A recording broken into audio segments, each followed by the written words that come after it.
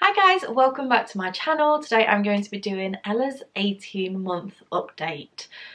I say this every time with these updates. Where is this time going? The last one that I did was 15 months and I said that I would do another one at 18 months. So yeah, here it is today.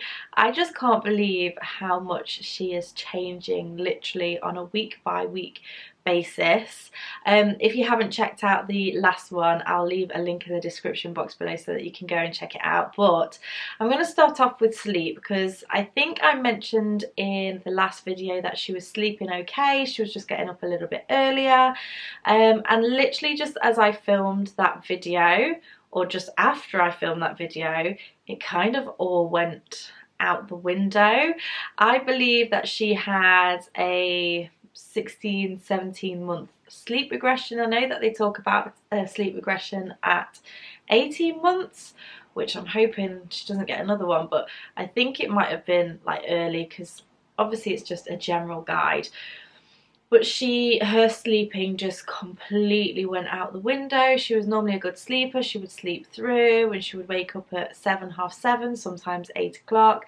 Then all of a sudden she would be really fussy going down to sleep, so she wouldn't go straight to sleep, and she would wake up in the middle of the night and just like crying, and you'd have to settle her down, and this was like 3-4 times a night.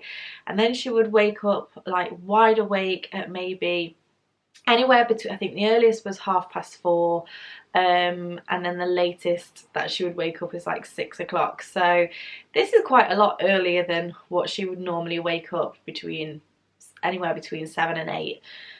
So that was a little bit rough. Also as well, because when she woke up, she would just wake up screaming.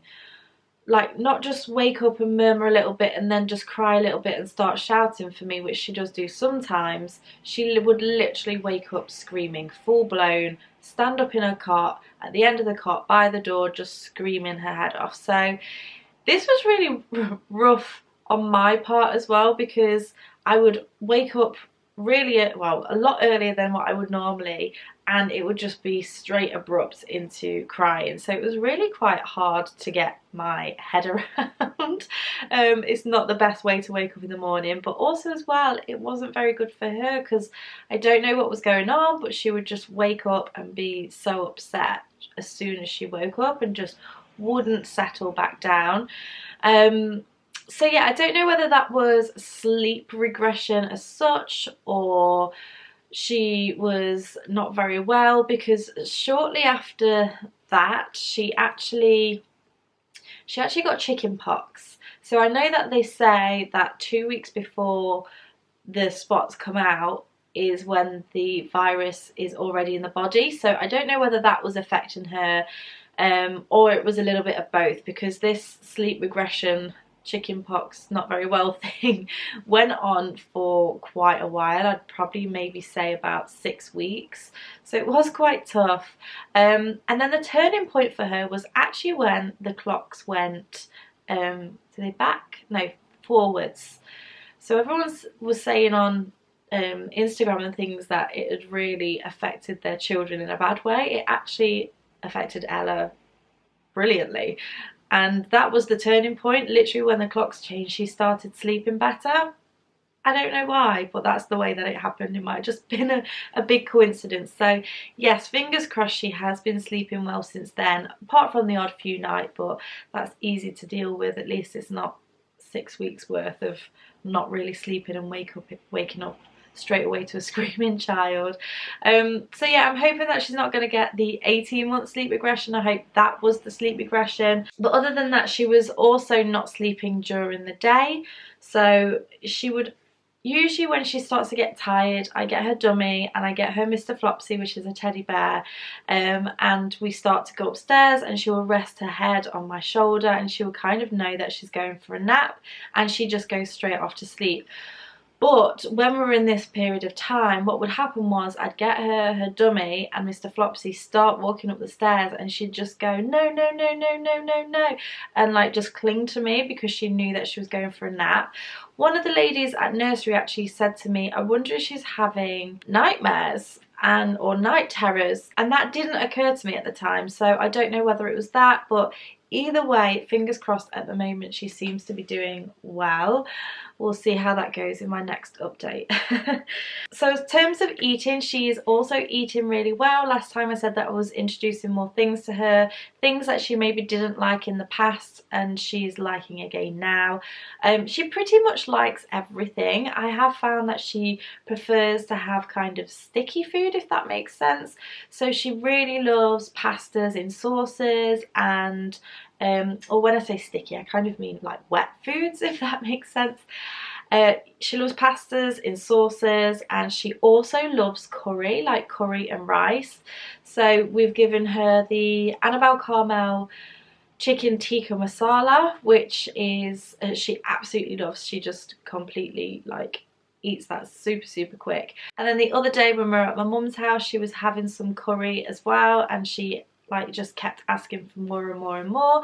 So she seems to like spicy foods, which is completely different to me. I don't like spice at all, but I'm very much trying to encourage her to eat those different things because I don't want her to be a plain eater like me. I think it's really good if you can introduce them to different flavours when they're young. So on the eating front, she's doing really well. She did lose her appetite a little bit when she had the chicken pox. Sorry, I kind of like briefly spoke about that. But yeah, she did get chicken pox. We went out for my birthday in March. So my birthday is 25th of March. We went out on the Sunday, which was the 24th. And we went to the Sea Life Centre. And then when we got home, she was kind of a bit off that day, and then when we got home we saw that she had a few spots, and I thought, oh my goodness, I think that might be chickenpox. So I ran to the pharmacist to get some bits and stock up, because I was seeing a lot of people with chickenpox on social media, so I don't know whether it was some kind of epidemic. But I ran to the pharmacist to pick a few things up because I wanted to make sure that I was prepared if it was. And the pharmacist said, and she was actually a viewer of my crochet channel actually, but she said that you will probably start to see them when she has the bath, because the warmth will bring it out. And sure enough, when she got in the bath, it was like they were just pop pop pop pop pop, they just all came out.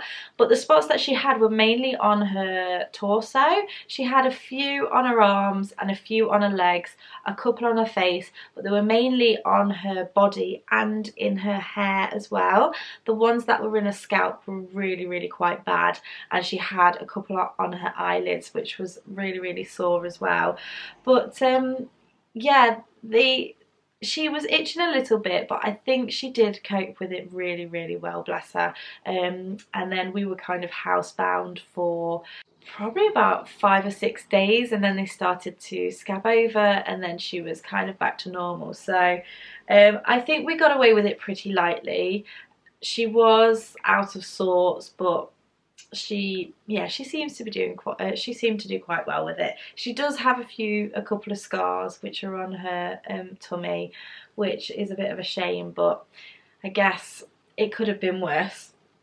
So as far as teeth, I think she's teething again. She's drooling quite a lot. She has 10 teeth, and I think the top 2 like fang ones are coming through, and the bottom ones as well. She always seems to get like at least 2 through at the same time, like symmetrical. So she's getting the 2 at the top, and I think the 2 at the bottom are coming through as well. So that is 4 that might potentially be coming through all at the same time. I don't know when they start to get like the back ones.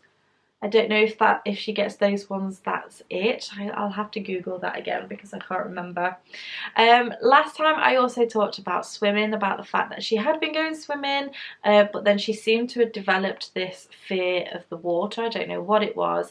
So because her swimming lessons stopped, I then decided to take her to the swimming baths on my own, because I wanted her to get over this fear of water. We are going away in September, and I really wanted her to feel a bit more confident in the water.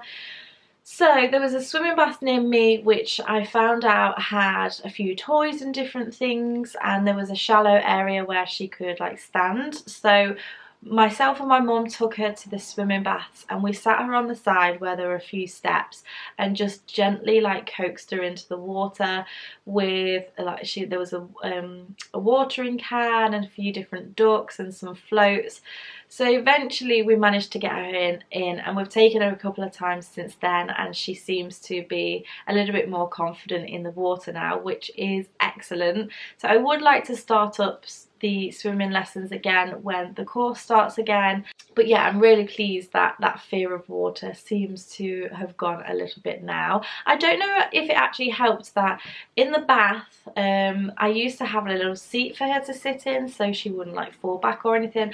I've actually taken that out now so that she can move around a little bit more, and I don't know whether that has changed anything to do with swimming because she feels a bit more free and a bit more confident in the water. Who knows, but she seems to be doing well with that, which is good. As far as her talking, she is doing so well. She's saying lots and lots of words now and also starting to put words together. So the other day her dad was in the other room, and I said to her, Ella, say daddy, where are you? And she was like, daddy, where are you? And me and my husband just looked at each other and were like, wow, that was so clear. And she'll say things like, I love you. And also the other day she was sat in her high chair, she was having a breakfast, and she goes 1, 2, 3, 4. And me and my husband just looked at each other and was like, did she actually just say that? So she's getting really good with numbers as well. I don't know if she knows what she's saying or if it's just because I've repeated that to her over and over again, and we watch a few things on the telly which is like number counting. La Butina, if you have Sky, that is really good. She loves that whenever that comes on, so check that out if you haven't already. But yeah, her speech is coming on really well, and I think that's really helping with her communication as well. As far as communicating, she is still getting a little bit frustrated because obviously she can't tell us what she wants all the time, and she does cry if she doesn't get her own way. But we are trying to work around that. We have introduced the naughty step, so if we ask her to do something and she doesn't do it, we'll ask her again. If she doesn't do it, she goes on the naughty step and she stays there for 1 minute, and she is starting to understand what that is, and it's just kind of beginning to introduce those boundaries. So it's a little bit of discipline, but it's awful. I don't like doing it at all, but she is starting to understand. But with communication, she is starting to be able to like she points to what she wants, or her favourite thing to do at the minute is grab someone's finger and literally pull them to whatever she wants. So a lot now it's like mummy, mummy, mummy, and then she'll pull me, and she'll either want to go outside, or she'll want to get a banana out the cupboard, or she wants to get a smoothie, anything like that. So she is getting better at communication, but again, she is still quite young, so we're just trying to build on those skills a little bit more. And I'll try and get her to, I'll always ask her, I'll say, what are you trying to say? And then we'll go through things, and it's all, she like really looks into my eyes and we have this connection, and she's like, I'm really trying to tell you what I want, mummy, which is really cute. But yeah, she's doing really well with her talking and her communication. So there we go. I really hope that you have enjoyed this little update for Ella. I know that all of you love to see the days in her life and see how she's growing and developing. If you did like this video, don't forget to give me a thumbs up, and don't forget to subscribe to keep up to date with all of my latest videos. Thank you again, and I shall see you again next time. Bye!